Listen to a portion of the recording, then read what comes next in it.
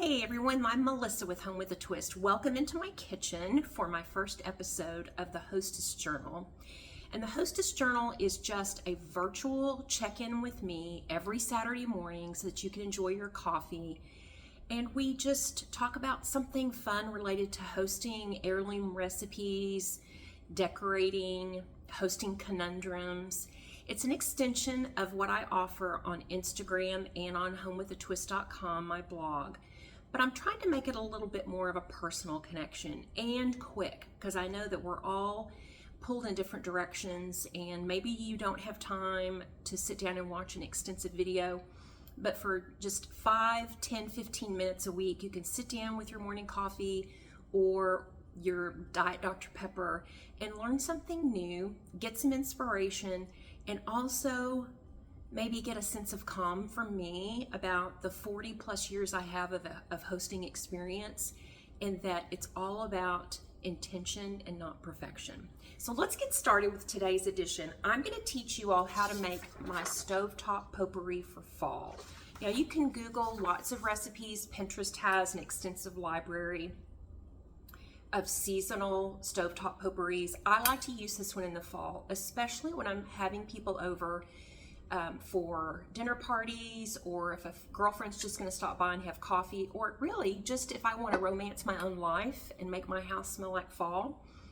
These are very simple ingredients that you can find in your grocery store.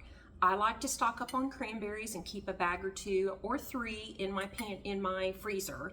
So this is just going to take some cranberries. The recipe calls for just a half a cup of cranberries. So by no means are we going to use this entire bag.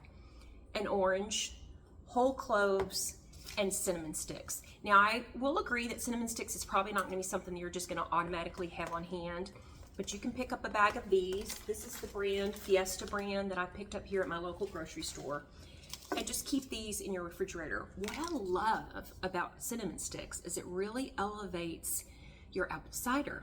If you're going to serve apple cider for the fall or for Thanksgiving or for Christmas, fill the mugs, and then you can put in a cinnamon stick into the mug, and it infuses the smell of cinnamon, and it also just looks like you took one extra step to make your guests feel welcome.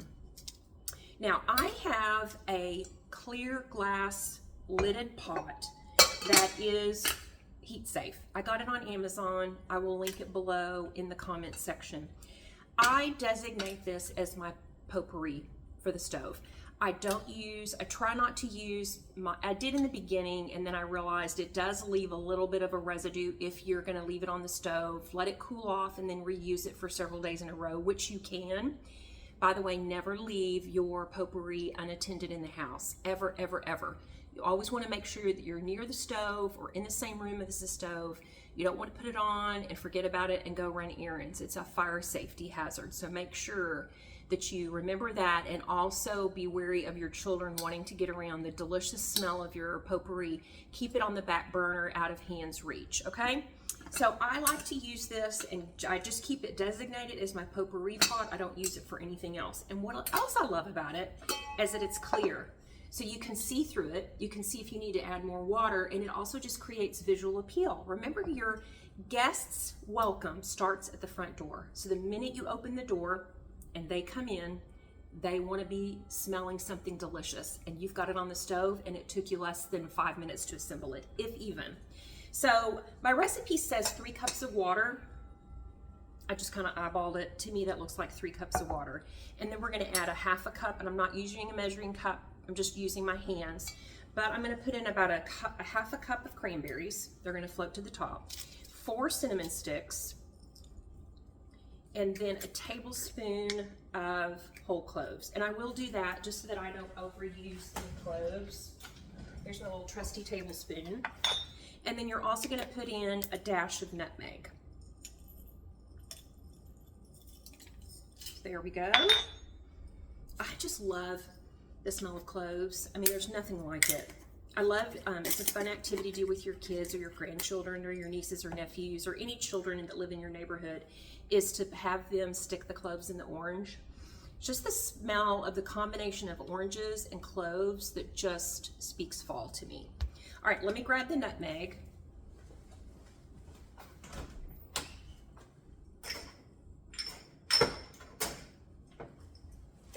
you all know this, but I have a online pantry course that I teach. It's completely digital. A little bit, I actually did a little bit more than an eighth, so I'm going to dump this back in. It's completely digital. It's called Pantry Camp, and it is a very easy, go at your own pace course to help you clean out your pantry and get it organized, especially this time of the year. I launched it in the summer for moms that were home, maybe because they were teachers and they wanted to have an opportunity to organize their pantry to get ready for the school season. But this is a perfect time to do it because, believe it or not, the more organized your pantry is, the better hostess you are. All right, I'm gonna grab a knife. Now with any citrus, the secret tip is you wanna roll your citrus. Why do you do that? Because it releases the juices and the oils within the citrus. So this could be for limes, lemons, or oranges in this case, and it just makes it release more juice. This is especially important if you're going to be baking lemon bars. You really want to get those lemon bars juiced up and not so hard. Okay, so now all we're going to do is we're just going to slice some oranges. So the next time you go to the grocery store, pick up a bag of oranges, slice them, and you can keep them in the refrigerator. And then when it's time to make this potpourri, you can have them. I'm gonna probably slice mine in half. So you've just got and you don't wanna do them real thin, real thick. So probably just about maybe 1/4 of an inch or 1/8 of an inch. It says to use the whole orange, but since I'm just gonna be doing this for myself and for my husband to enjoy, you don't really need to use the whole orange. Save this or cut it up and use it for the next batch that you're gonna make of potpourri, or eat it. Delicious. So I'm gonna come to the camera so you can see how quick and easy this was. See how beautiful that is? And all we're gonna do is put it on the back burner, turn on the fire, and let it come to a boil. This has a release hole in the top for steam. You can leave it on if maybe you're going to be not right near the stove, but I don't really see the need to have it on because the whole point is you're wanting to try to release the smell of what's going on in the pot. So you can just kind of have it sit to the side and then keep it covered when you turn it off. I would recommend that you can also do this in your crock pot, especially if you've got a timer on your crock pot. You can have it set to go off in a certain period of time. But what I like to do is just have it going when I know I'm going to be home for several hours. Then when I'm done smelling it, or I just want to turn it off to give myself a break so I can go do some gardening and not be in the house, I'll just take it off the burner, put the lid on, I'll let it cool, and you can put it in the refrigerator and pour it back into the pot the next day. Maybe add a few more fresh cloves and discard some of the oranges and put in some fresh ones. So after probably about 4 or 5 days, you're going to want to toss this out into the trash. Don't put it down the garbage disposal because it will ruin your blades and probably stop up your disposal. Just toss it out and you can start over. I hope that this was a fun session for you to just connect, get a quick hostess tip. Be sure to join me every Saturday because I'm going to have new inspiring things to share with you at the Hostess Journal. Tell your friends, share this video, like it, and be sure to subscribe to Home with a Twist channel on my YouTube. Y'all go over to my website, homewithatwist.com, where I've got lots of recipes and inspiration for all the seasons. Take care.